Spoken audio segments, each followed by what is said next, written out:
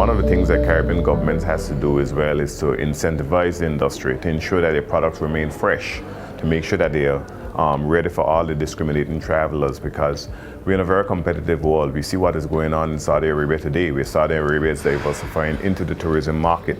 So there are so many countries that are competing for these tourists, and while tourism continues to expand, we have to get our share, because tourism is key to our individual survival.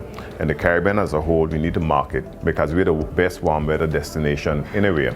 But also for each of our respective destinations, we have to do everything we can to incentivize, to build, to expand, to keep the product fresh, keep people interested, keep eyeballs on our respective destinations, and to facilitate travel as much as possible. Tell us about the importance of inter-regional collaboration. Well, what is important also is that inter-regional travel, how we can facilitate inter-regional travel. And this takes into consideration the airline companies. Now, Bevan, you and I have heard about inter-regional travel for a long time, but what have we done beyond having the discussions to ensure that inter-regional travel becomes a reality?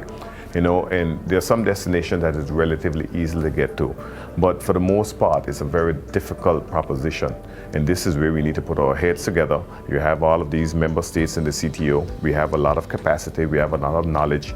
I don't see where we can move the needle as it relates to really facilitating inter-regional travel. Tell us a little bit about Anguilla and how things have been performing for the destination. We've been really doing a lot in terms of product development and also infrastructural development. We recently opened a brand new spanking Blowing Point Ferry Terminal, which is a beautiful edifice. I dare say it's the most beautiful ferry terminal in the entire Caribbean.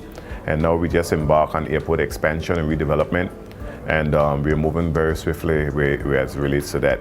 As you know, we've celebrated recently 1 year of direct commercial flights out of Miami in American Airlines, and that has been going tremendously well as well.